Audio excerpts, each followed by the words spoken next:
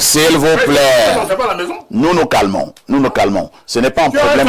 Attendez d'abord, attendez. Ce n'est pas un problème d'individu. Ce n'est pas un problème d'homme. C'est un débat. La fédération. Nous nous calmons. Le droit privé. On a compris. On lui donne une mission de service public. Ne l'autorise pas à déroger. Fidel Castro, sommes-nous sortis de l'auberge? Visiblement, lorsque je vois ce qui se passe sur ce plateau, je dis non.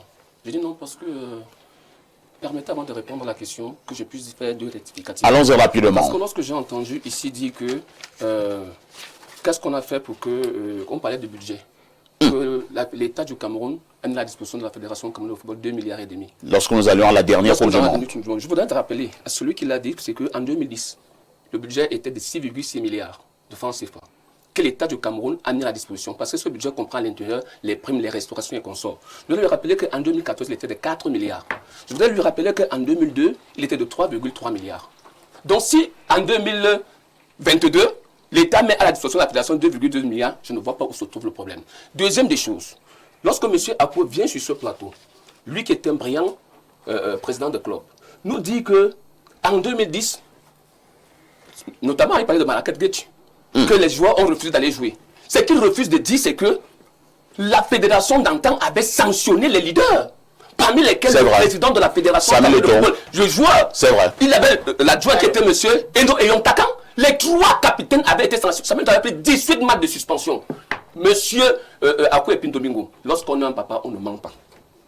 Donc, si je te comprends bien, Samuel Eto'o avait déjà été considéré comme un fauteur de troubles. Il avait été sanctionné. Ah, d'accord. Il faut bien me comprendre. C'est un joueur de football et le joueur de football peut être indiscipliné. Mais certains, apparemment, ont commis des troubles dernièrement, mais n'ont pas été sanctionnés. Je voulais d'abord rétablir la vérité, que ce soit connu de tous. Maintenant, lorsqu'on nous parle, quand je dis on n'est pas prêt, parce qu'on veut faire croire aux gens que le décret est tellement compliqué, il n'est pas compliqué. Lorsqu'on vous dit, le coordonnateur général est nommé par le président de la FECAFOOT. C'est écrit noir sur blanc. Est-ce qu'il faut aller à Sorbonne professeur? On l'a dit, non? Est-ce que je l'ai dit? Et justement parce qu'on dit, la coordination s'occupe de l'organisation des activités. Et lorsque quelqu'un s'arroge cela, lorsque quelqu'un vous empêche de le faire, vous voulez qu'il soit le responsable. S'il te plaît, je vais juste... Elimbi, non,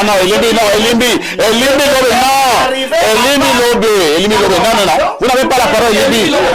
Elimbi Lobé, vous n'avez pas la parole. Allez-y, chutons la convention règle l'aspect financier. Cet aspect, parce que tout le problème là, tout ce problème-là, tout ce que vous voyez là, c'est la gestion.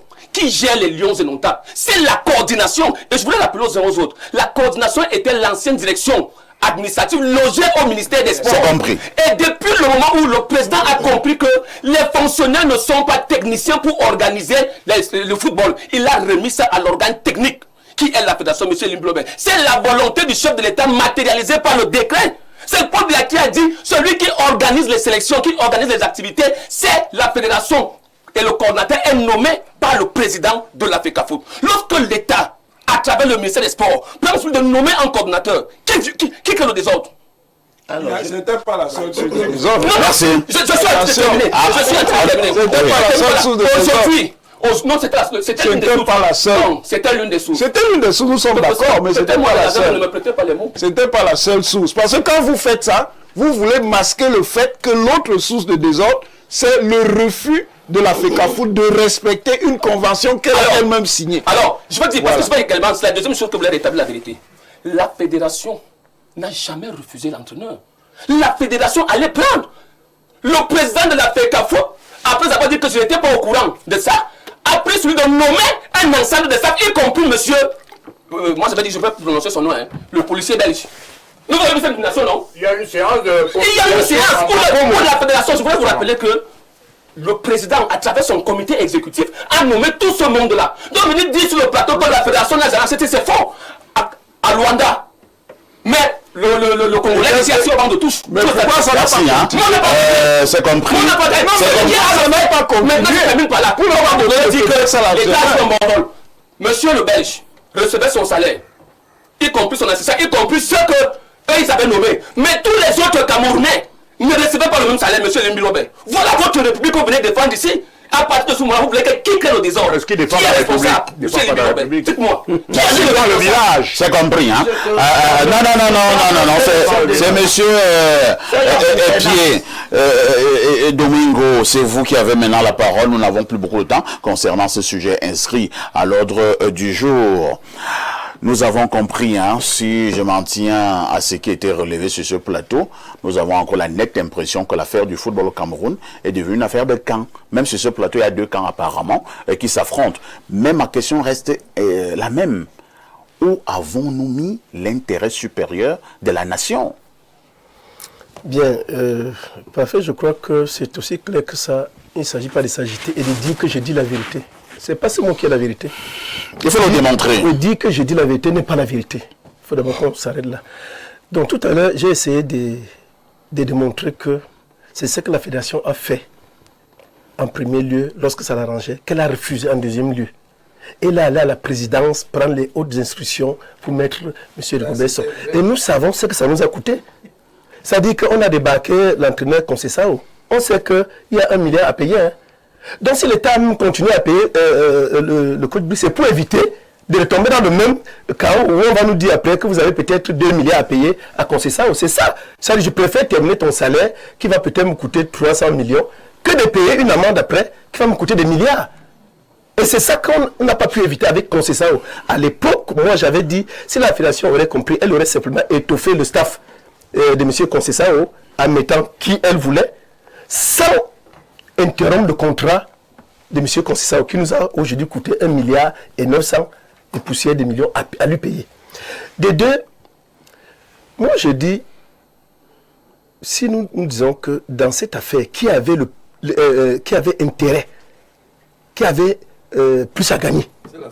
Si c'est la FECAFOOT qui avait le plus à gagner, elle avait toutes les cartes pour aboutir au résultat. Et c'est ça que je dis depuis. C'est-à-dire que vous voulez démontrer que le coordinateur, mais non, ne dites pas aux gens qu'on avait donné les équipements aux joueurs et que les joueurs refusaient ou bien qu'on a chassé. Comment dites-vous que le ministère a pu chasser le coordinateur alors que l'équipementier, celui qui gardait les équipements? Et ces équipements-là, comme vous prononcez, vous savez que quand on dit que, je vais dire quoi, que l'équipe nationale a un équipementier, ça veut dire que cet équipementier doit même reverser l'argent à l'équipe nationale. Mais on a acheté les équipements, non? Qu'est-ce que vous en savez? Mais je vous dis ce qui se passe. One on Sport, on achetait ou on n'achetait pas. C'est ce qui a fait que les Lions sont éliminés. Non, je suis en train de vous dire. Non, suivez.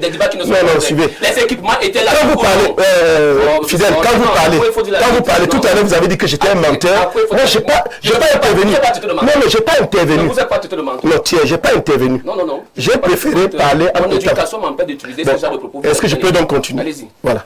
Je disais donc que ces équipements dont vous faites allusion, on n'a jamais chassé celui qui avait les équipements.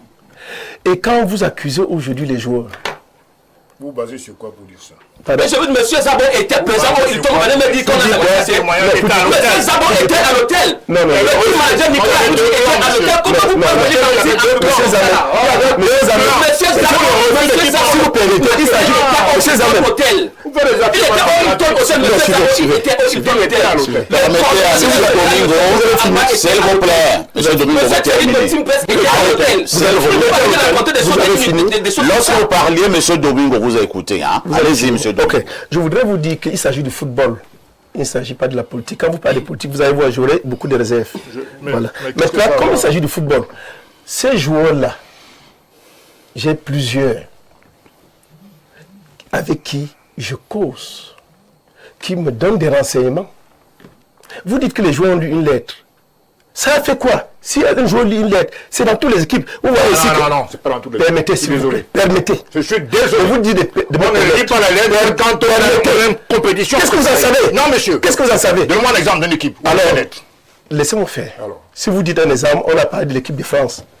En Afrique du Sud. Non, c'est un exemple, non. C'est fini. Non, permettez, il a dit un exemple. Qu'est-ce qui s'est passé? Il a dit un exemple. Qu'est-ce qui s'est passé? Qu'est-ce que vous voulez faire? Est-ce qu'ils ont refusé? Qu'est-ce que vous voulez faire comme ça? C'est un mauvais exemple. Vous voulez faire comprendre que les joueurs qui jouent au football n'ont pas de paroles pour qu'ils jouent? Non, ils n'ont pas lu. Non, suivez. Je ne sais pas où c'était en 2000. Vous m'aidez? L'Afrique du Sud. Il y a les joueurs qui ont refusé le drapeau 2010. ici. 2014. Ils ont refusé le drapeau au stade. En 2014. Ils ont refusé le drapeau. Oh, je ne peux pas prononcer les noms. Du premier Ça dit que les gens qui sont les patriotes, ils ont fait bloquer l'avion où on a payé les pénalités. On a payé les pénalités. Mais tout ça a été normal. Tout ça a été normal. Ça dit qu'on trouvait que les joueurs pouvaient parler. Aujourd'hui, on vous dit que les joueurs ne peuvent pas parler. Non. Ceux qui dirigent la fédération aujourd'hui, ceux qui dirigent la fédération, ceux qu'ils combattaient hier, c'est la même chose qu'ils viennent faire aujourd'hui. Nous allons lire rapidement quelques réactions de nos nombreux téléspectateurs à travers le monde. Bonjour Monsieur Parfait ici. À mon avis, les joueurs sont les responsables de la non-qualification des Lions pour la Coupe du Monde 2026 à cause de leur manque de professionnalisme. C'est Marcelin Aïssi depuis Ebolova qui envoie cette contribution. Un autre message ce matin. Bonjour le boss Parfait. Il faudrait qu'on arrête de penser que la fédération doit automatiquement être dirigée par le footballeur. En France, en Espagne et autres que Fidel Castro nous disent, quelle fédération est dirigée par un joueur de football? Les Tony Mbok et autres n'ont pas été des footballeurs. Une fédération est une institution et non un terrain de foot. Il faut que Castro le sache. C'est Eder Anjombe dans le Mungo. Un autre message ce matin. Bonjour le panel, c'est Steve depuis Bertois. Juste pour vous dire que Libre Expression est le meilleur plateau de débat au Cameroun avec tous ces intellectuels et savants comme M. Elimbi Lobé, le professeur Onangini et Fidel Castro qui nous instruisent. Un autre message ce jour que nous dit ce téléspectateur. Bonjour, éminent panéliste. Le professeur Owonangini est mon nyandom, mais il m'a déçu par ses analyses, tout comme Elimbi Lobé. Le ministère est le seul responsable de notre non-qualification à la Coupe du Monde. C'est André Bassinga, depuis Nkonsamba, qui envoie ce message. Surtout également avec des joueurs sans points comme Vincent, Aboubakar, Ngande et Onana. Monsieur Domingo a une analyse biaisée. Combien de milliards sont détournés? Un autre message ce jour, c'est un message qui nous vient du 240, c'est la Guinée équatoriale. Bonjour Monsieur Parfait ici. Vous êtes fort de maintenir ces esprits au courage. Que Dieu veille sur vous pour pouvoir suivre ces émissions qui nous cultivent de sagesse. C'est Torres depuis la Guinée équatoriale. Un autre message ce jour, je vous amène au plus 33, c'est la France. Salut le panel. Vous voyez un pays de jonglage et vous vous attendez à quoi? Voilà Eyango N'Djamen de Daïdo nous dit qu'il y avait une élection claire à la FECAFOOT. Donc pourquoi après la présidentielle de 2018, il nous dérangeait avec les marges? Voilà un exécutif depuis son arrivée à la tête du ballon rond. Aucune équipe n'a traversé l'écart d'une compétition sérieuse. Les gens sont toujours dans la reconstruction. Merci à Monsieur Elimbi. Malheureusement, les trois églisiens ne nous laissent pas profiter de l'émission. Bon dimanche à vous. Un autre message rapidement ce matin que nous dit ce téléspectateur. Bonjour, Monsieur Parfait ici. Dites à Elimbi Lobé que le football n'est pas le Songo. Les seuls responsables de la débâcle des Lions sont le ministère des Sports et les joueurs, sans oublier le boutiquier belge qui gère la boutique en Grèce. C'est Samuel Obaudouin qui envoie cette contribution. Je vous donne en guise de transition ce qui tient lieu d'institution de cette semaine. Je vous amène à suivre